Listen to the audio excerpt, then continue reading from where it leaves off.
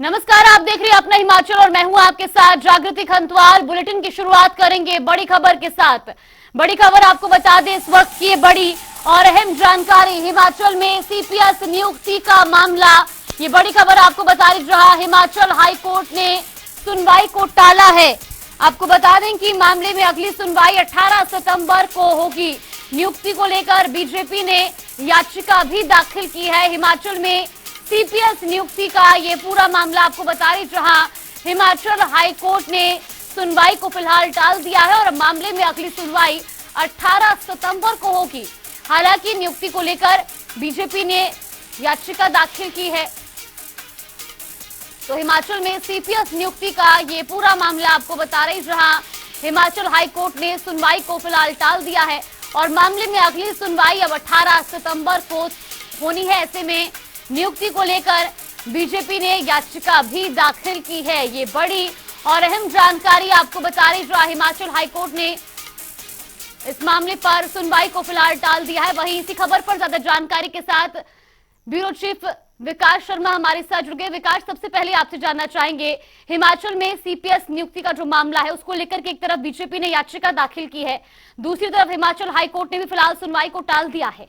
अब क्या कुछ अपडेट मिल रहा है?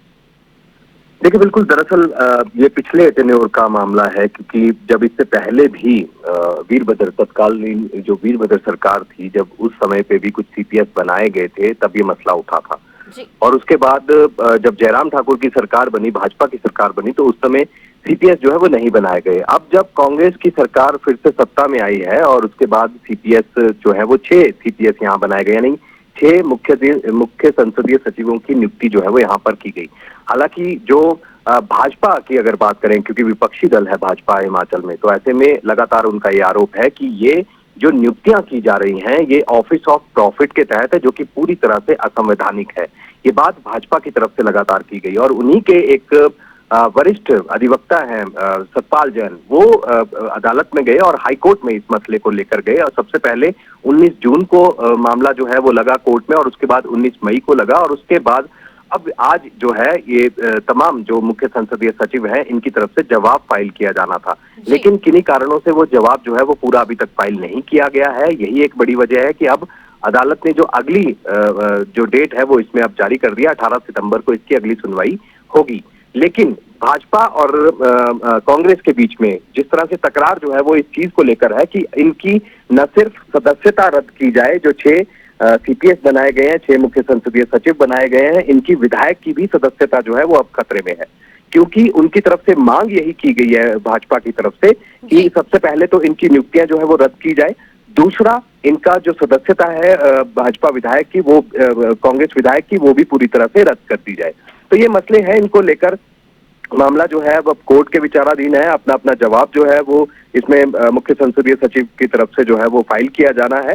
और यही नहीं, जो भाजपा है, भाजपा का ये भी आरोप है कि जो उप मुख्यमंत्री बनाए गए हैं हिमाचल प्रदेश में, पहली मर्तबा किसी को उप मुख्यमंत्री बनाया गया है, तो ऐसे में उप मुख्यमंत्री का जो पद है वो भी पूरी तरह से असंवैधानिक है। अगर यही इसी तरह से सरकार जो है वो अगर असंवैधानिक तरीके से चलती रही, इस तरह के आरोप भाजपा की तरफ से लगाए गए कि अगर इसी तरह से असंवैधानिक तरीके से ये अगर सरकार चलती रही तो आने वाले दिनों में एक एडिशनल मुख्यमंत्री जो है वो भी सरकार बना सकती है। तो इस तरह के तंज जो है वो जरूर भाजपा की तरफ से कसे गए। और उसके बाद अब भाजपा का ये भी कहना है, जो स्टडी उन्होंने किया उनका ये भी कहना है कि हिमाचल प्रदेश में कुल सीटों के 15% ही मंत्रिमंडल में सदस्य जो है वो शामिल किए जा सकते हैं। 15 मंत्री जो है 15% मंत्रिमंडल के सदस्य जो है वो शामिल किए जा सकते हैं। लिहाजा ये पूरी तरह से तमाम नियुक्तियों को ये बताया गया है कि यह ऑफिस ऑफ प्रॉफिट के तहत है और इनको जो फायदा है वो यहाँ पर पहुंचाया जा रहा है।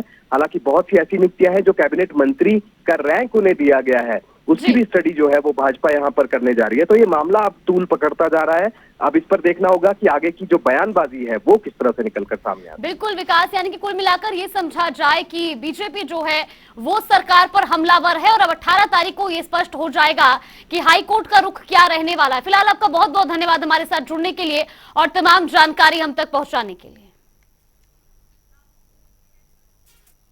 भाई बहन के प्यार का प्रतीक माने जाने वाला रक्षाबंधन का त्योहार नाहन के केंद्रीय कारागार में धूमधाम के साथ मनाया गया। यहां अपने कैदी भाइयों को राखी बांधने के लिए पहुंची बहनें काफी उत्साहित दिखी, तो दूसरी ओर जेल प्रबंधन ने भी रक्षाबंधन का त्योहार मनाने पहुंची बहनों को बड़ा सौहार्दपूर्ण माहौल उपलब्ध करवाया और रक्षाबंधन के लिए जेल प्रबंधन ने पुख्ता बंदोबस्त कर तैयारी की गई। रक्षाबंधन का पावन पर्व है और आदर्श केंद्रीय कारागार नाहन में भी यह त्योहार मनाया जा रहा है। हमने ये व्यवस्था की है कि जो भी बंदियों की बहनें बंदियों से मिलने और उन्हें राखी बांधने आएगी, उनको हम फैसिलिटेट करेंगे कि वो एक अच्छे माहौल में, जैसा कि आपने देखा है, अपने भाइयों को राखी बांध पाएगी। तो उसके लिए हमने मेन गेट में व्यवस्था की है और बैठने की भी व्यवस्था है और उसके साथ जो पूजा की थाली होती है जिसमें कुमकुम है, अक्षत हैं, वो सभी रखे हैं। रक्षाबंधन पर मंडी में चीड़ की पत्तियों और गोबर से बनी राखियों ने न सिर्फ लोगों के लिए आकर्षण का केंद्र रही, बल्कि लोगों ने जमकर इनकी खरीदारी भी की। ये पहला मौका था जब मंडी में रक्षाबंधन पर दो स्थानीय लोगों ने प्राकृतिक वस्तुओं का इस्तेमाल करते हुए राखियों का निर्माण किया था। लोगों ने इन राखियों के प्रति अपना खासा उत्साह दिखाया। राखियां खरीदने आए लोगों ने इनके बारे में विस्तार से जानकारी भी हासिल की और इन्हें खरीदकर अपने भाइयों की कलाइयों पर भी बांधा। मुझे बहुत अच्छी लगी पाइन लीव्स की राखियां, बल्कि वेस्ट भी नहीं हो रहा कुछ भी, और इसका फ़ायदा भी ये है कि हम इनको फेंकेंगे तो इसका कुछ नुकसान नहीं है। जैसे पूरा चाइनीज़ राखियां जो होती हैं, हम उनको लाते हैं और फिर उनको इधर उधर फेंकते, वो डिस्पोजेबल नहीं होती। यहाँ लोगों ने ये पाइन नीडल की बनी हुई राखियाँ बहुत पसंद की और मेरी काफ़ी अच्छी सेल भी हुई है। पहले दिन में मैंने 2 से 3 हज़ार के लगभग की और कल और आज मैंने 7-8 हज़ार की राखियाँ बेच दी हैं। राखी के त्योहारों की धूम पूरे देश में है। रक्षाबंधन को लेकर महिलाओं में काफी उत्साह देखने को मिल रहा है। महिलाओं ने कहा कि इस त्योहार का 1 साल तक इंतजार किया जाता है। ये त्योहार भाई बहन के प्यार का प्रतीक है। हमीरपुर में हर्षोल्लास के साथ जो है रक्षाबंधन मनाया जा रहा है। बहनें जो है अपने भाई के लिए, भाई की कलाई पर राखी बांधने के लिए बेसब्री से इंतजार कर रही हैं, क्योंकि यह साल में एक बार ही त्यौहार आता है। काफ़ी बेसब्री से बहनें जो है इस त्यौहार का इंतजार करती हैं। हम जानते हैं कि यहाँ पर जो है कुछ लड़कियाँ भी हैं जो राखी के मौके पर राखी खरीदने के लिए पहुँचती हैं। कितनी खुशी है बेटा आपकी, मैं राखी खरीदने आई हैं आप, कितनी खुशी है। साल में एक बार आता है ये त्यौहार। आप क्या कहेंगे कि राखी का त्यौहार है, आप क्या कहेंगे आप? अच्छा लग रहा है, बहनों का त्यौहार होता है, मतलब त्यौहार को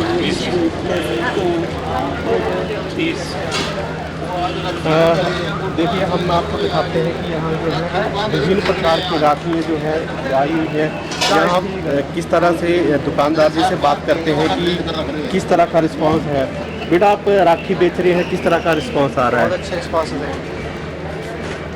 कैसी कैसी राखियाँ बेच रहे हैं आप? हम 10 रुपये से 600 रुपये तक राखी हमारे पास। 10 रुपये की जो 10 वाली राखी है वो सबसे ज़्यादा डिमांड की चली है। कितना क्रेज़ है महिलाओं में इसके लिए? काफ़ी क्रेज़ है, हर एक राखी में काफ़ी क्रेज़ है।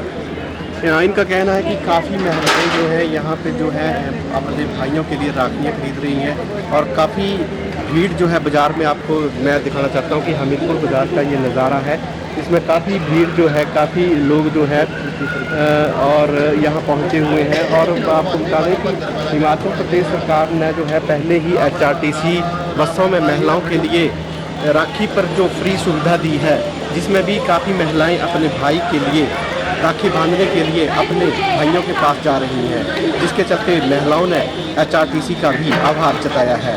हम आपको दिखाना चाहते हैं कि यहाँ महिलाएं जो है राखी के त्यौहार को लेकर जो है खरीदारी कर रही हैं। हमारे साथ यहाँ पे एक महिला और इनसे हम बातचीत करते हैं कि राखी के त्यौहार को लेकर इनमें कितनी खुशी है। मैम, आज राखी का त्यौहार है, कितनी खुशी है आपको? बहुत खुशी है। साल में एक बार ही आता है ये त्यौहार, बहुत खुशी है, उसका इंतजार होता है हमें भी। हाँ, इनका कहना है कि साल में एक बार ही ये त्यौहार जो है आता है और इनमें काफ़ी खुशी जो है रक्षाबंधन को लेकर है। हमीरपुर में कुछ और महिलाएं भी हैं जिनसे हम बातचीत करते हैं कि रक्षाबंधन को लेकर उनमें कितना क्रेज़ है। मैं आज रक्षाबंधन है, कितना क्रेज़ है आप में? हाँ जी, रक्षाबंधन के लिए स्पेशली बहनें मायके आती हैं राखी बांधने के लिए। भाई बहन के प्यार का पर्व है और इस दिन भाइयों को भी इंतज़ार रहता है बहनों का, और बहनों को भी सारे काम छोड़ के, they are working non working, हर कोई अपने मायके आके भाई से मिलके रक्षाबंधन पे राखी बांधता है।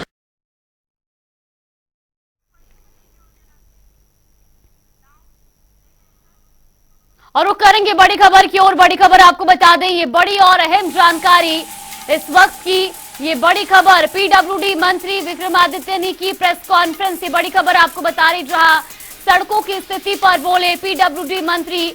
200 के करीब सड़कें बंद और खोलने का काम लगातार जारी है। पीडब्ल्यूडी विभाग युद्ध स्तर पर इसके लिए लगातार काम भी कर रहा है। तो वहीं उन्होंने सिलेंडर के दामों पर भी तंज कसते हुए कहा कि दामों में कटौती चुनावी जुमला है।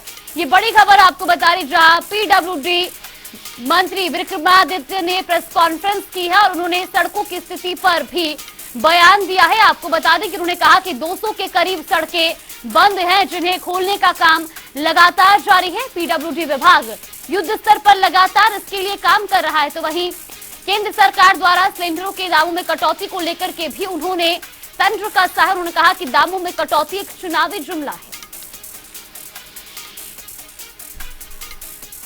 तो ये बड़ी खबर आपको बता रही, जहां पीडब्ल्यूडी मंत्री विक्रमादित्य ने प्रेस कॉन्फ्रेंस करते हुए एक तरफ सड़कों की स्थिति पर बयान दिया, तो वहीं सिलेंडर की कटौती पर भी उन्होंने तंज कसा है। आज भी करीबन 200-250 सड़कें प्रदेश के अंदर अभी भी बंद है, जिनको वॉर फुटिंग के ऊपर खोलने का हम पूरा प्रयास कर रहे हैं। हमारी मशीनरीज डिप्लॉयड है और पोकलेन्स डिप्लॉयड है, जेसीबीज डिप्लॉयड है। हम लगातार मॉनिटर उसका मैं रोज उसका मॉनिटरिंग कर रहे हैं। जहां पर कोई प्रॉब्लम आ रही है उसका हम कंसर्न जो वहाँ के डिस्ट्रिक्ट एडमिनिस्ट्रेशन है उनके साथ संपर्क में है। कोई लॉ एंड ऑर्डर की समस्या है तो एसपी के साथ संपर्क में है, ताकि कुल मिलाकर एक अच्छा तालमेल प्रदेश के अंदर हो।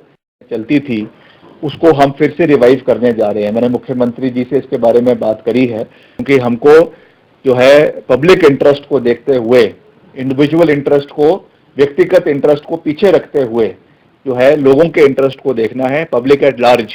और इसमें अगर हमें कोई मजबूत और कड़वे फैसले लेने पड़े तो हम लेने से पीछे नहीं हटेंगे। टोटल अगर आप इंफ्रास्ट्रक्चर को मिला के देखें तो 20,000 करोड़ का नुकसान हिमाचल को हुआ है। 300 जानें चली गई है। करीबन जो है 4,000 से 5,000 घर जो है प्रदेश के अंदर या तो पार्शली या फुली डैमेज हुए हैं। इसके बावजूद भी अगर केंद्र सरकार हिमाचल में राष्ट्रीय आपदा घोषित नहीं कर रही है, मैं समझता हूं कि ये बहुत दुर्भाग्यपूर्ण है।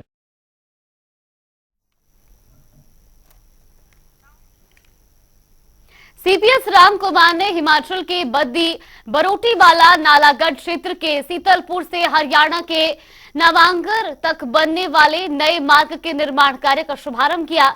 इस अवसर पर हरियाणा कालका के विधायक प्रदीप चौधरी भी उपस्थित रहे। तो वहीं सीपीएस राम कुमार ने कहा कि शीतलपुर से नवांगनगर तक नया मार्ग बनने से चंडीगढ़ और पंजाब की ओर जाने वाले लोगों को लाभ मिलेगा और यात्रियों के समय की बचत भी होगी।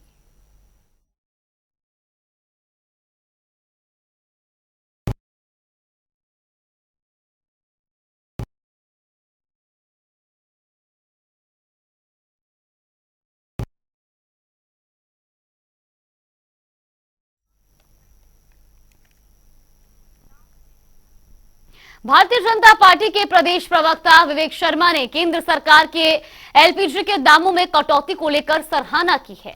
विवेक ने कहा कि सरकार ने मध्यम वर्गीय लोगों को राहत दी है और साथ ही सरकार ने दामों में कटौती कर लोगों को विशेष तोहफा दिया है, जिसके लिए प्रदेश की ओर से हम इस निर्णय का स्वागत करते हैं और भारतीय जनता पार्टी संगठन की ओर से प्रधानमंत्री का धन्यवाद करती है।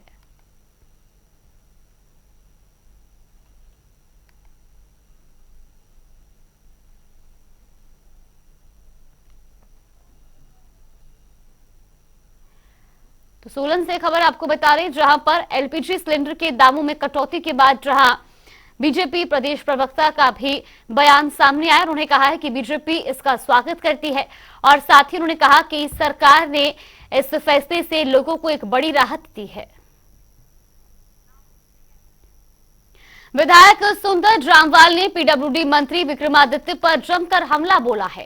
सुंदर जामवाल ने कहा कि विक्रमादित्य सिंह यू टर्न लेने वाले मंत्री बन गए हैं, कभी केंद्र सरकार की सराहना तो कभी उसी केंद्र सरकार पर प्रश्न चिन्ह खड़ा कर देते हैं। सुंदर जामवाल ने कहा कि विक्रमादित्य जब दौरे पर होते हैं तो उनके विभाग के मंत्री उनके साथ नहीं होते, इससे पता चलता है कि वो अभी अपना विभाग ही नहीं संभाल पा रहे हैं। उन्होंने कहा कि विक्रमादित्य बताएं कि अभी तक प्रदेश की सड़कें क्यों नहीं खुल पाई।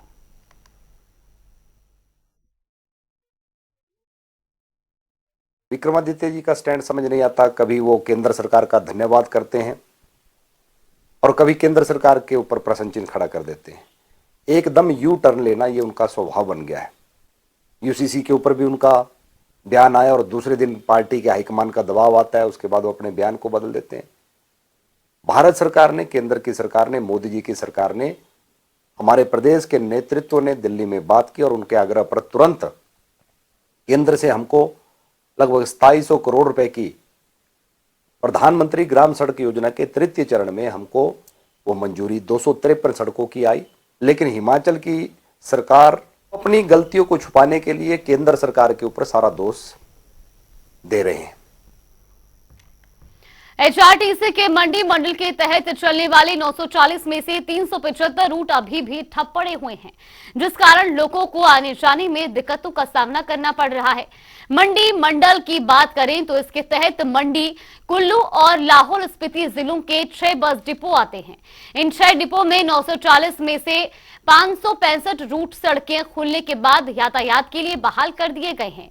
सबसे ज्यादा रूट कुल्लू डिपो के प्रभावित हुए हैं, जिनकी संख्या 135 है, जबकि सबसे कम रूट केलांग डिपो के हैं, जिनकी संख्या मात्र 10 है।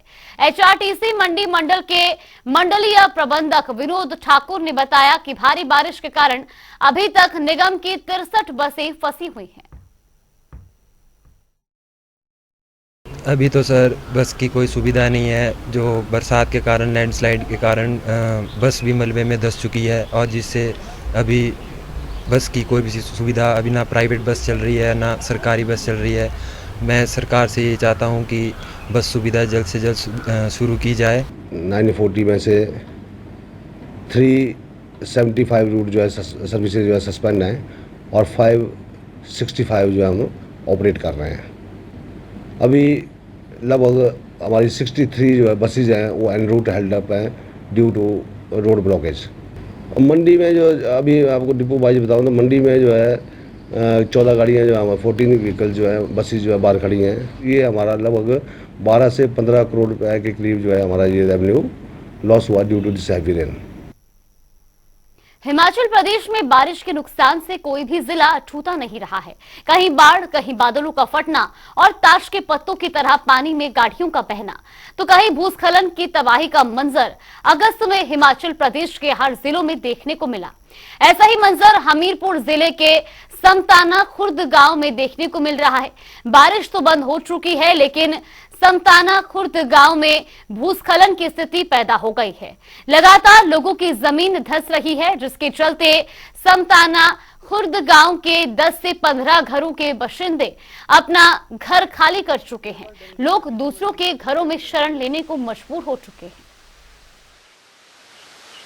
और 24 अगस्त की ये रात जो थी समताना खुर्द गांव के लिए काली रात साबित हुई, क्योंकि आपको बता दें कि यहाँ जो समताना खुर्द गांव है, यहाँ जो है काफ़ी लहासा गिर चुका है और यहाँ की जो ज़मीन है जो पूरी तरह से धंसना शुरू हो चुकी है। करीब 12 से 13 घर यहाँ बताए जा रहे हैं जो कि पूरी तरह से क्षतिग्रस्त हो चुके हैं। और यहाँ पे देखिए, आप देखें कि ज़मीन जो है धीरे धीरे जो है पूरी तरह से नीचे धंसना शुरू हो गई है। हालांकि जो ये मकान है ये पूरी तरह से खाली हो चुका है। यहाँ पर परिवार दिन में ही आता है और रात के समय यहाँ कोई भी नहीं रहता है। हम आपको सीधा दिखा सकते हैं कि ये परिवार के सदस्य हैं, इनसे हम सीधी बात की। हमारे साथ जो है इस घर के जो मालिक हैं उनसे हम बात करवाते हैं। सर, क्या हुआ है आपके घर को? सर, हमारी जो 24 तारीख को बारिश हुई ना, उसके कारण हमारा ये सब कुछ तहस नहस हो गया। उसके कारण हमारा सारा मकान जो बनाया हुआ था ना, वो भी तहस नहस हो गया, सारा बिगड़ चुका है ये। हाँ जी। तो आप कहाँ रह रहे हैं? सर हमने एक कमरा लिया है पाया से अपने से, उसमें रह रहे हैं रात को। हाँ जी सर। हम इनकी मिसी से बात करना चाहते हैं कि क्या समस्या है आपको? सर हमारी समस्या यही है कि हमारा घर जो है सब कुछ तहस नहस हो गया है, जो बारिश हुई थी उसके कारण। तो अब हमें रहने का कोई ठिकाना नहीं है। हम यही चाहते हैं कि सरकार से कि हमें कहीं भी चाहे दो ही कमरे दे दें डाल के, बस हम अपने बच्चों के साथ वहाँ रह लें। हमारे साथ और भी हैं, इसी गांव के हैं, इनका घर भी क्षतिग्रस्त हुआ इस आपदा में। सर क्या समस्या है आपकी? समस्या ऐसे ये इस बात से वजह करने हमारा तो सब कुछ बर्बाद हो चुका है, बिल्कुल ही बर्बाद हो चुका है, क्योंकि यहाँ रहने के लायक नहीं रह सकते। यहाँ बारिश लगती है तो पूरा कबीला एक जगह इकट्ठा हो जाता है। हमने कब कैसा होना है, अगर इस जगह और बारिश हो तो हम तो गए तो फिर नहीं रुकने वाला, पूरी जमीन तहस नहस हो। सरकार से अब क्या मदद तो ऐसी है, सरकार से भी विनती है कि सरकार हमें बचाएं और सुरक्षित जगह पर जाएं। क्या कोई प्रशासन का नुमाइंदा या विधायक यहाँ पहुँचे? हाँ जी, विधायक आया था। क्या कहा उन्होंने देखा मौका देखा और 5,000 इनको दोनों परिवार को दिया, उसने फौजी राय था, बाकी वो तो कुछ नहीं है, वो तो मौका दिखा निकल गया। ये थे हमारे साथ जो परिवार थे जो इकट्ठे हुए हैं, और मैं आपको दिखाना चाहता हूँ कि जमीन धंसने के कारण जो है इनका जो है आंगन भी पूरी तरह से बैठ चुका है। बारिश के कारण हिमाचल को कभी ना भूल पाने वाले गम मिले हैं। बारिश और भूस्खलन के कारण कई जगहों का संपर्क पूरी तरीके से टूट गया है। सिरमौर से दिल दहला देने वाला वीडियो सामने आया है, जिसमें लोग अपने आने जाने के लिए पहाड़ी से चलकर जा रहे हैं। ऊपर पहाड़ी तो नीचे नदी। ऐसे हालात में लोग सड़कों को पार कर रहे हैं। इतना ही नहीं, सड़क और रास्ता ना होने की वजह से मौत का कुआं पार करने को भी लोग मजबूर हैं। और ये तस्वीरें टीवी स्क्रीन पर आपको दिखा रही, जहां पर साफ तौर पर आप देख सकते हैं कि किस तरह से लोग अपनी जान जोखिम में डालकर रास्ते पर चलते नजर आ रहे हैं। हिमाचल प्रदेश में बरसात से मची तबाही का असर चारों तरफ देखने को मिला। जहां एक और मौसमी आफत से सीधे तौर पर हुए नुकसान का सरकारी आंकड़ा 10,000 करोड़ के पार पहुंच गया है, तो वहीं अप्रत्यक्ष रूप से इस मौसमी आफत ने प्रदेश की अर्थव्यवस्था को जिस तरह से चपत लगाई है, उसका आंकड़ा इससे भी कहीं ज्यादा होने की शंका है। ऐसे में हिमाचल के मशहूर पर्यटन स्थलों में से एक शिमला के ऐतिहासिक रिज मैदान पर घुड़सवारी से अपनी रोजी रोटी चलने वाले लोगों के लिए भी गुजर बसर करना मुश्किल हो गया है।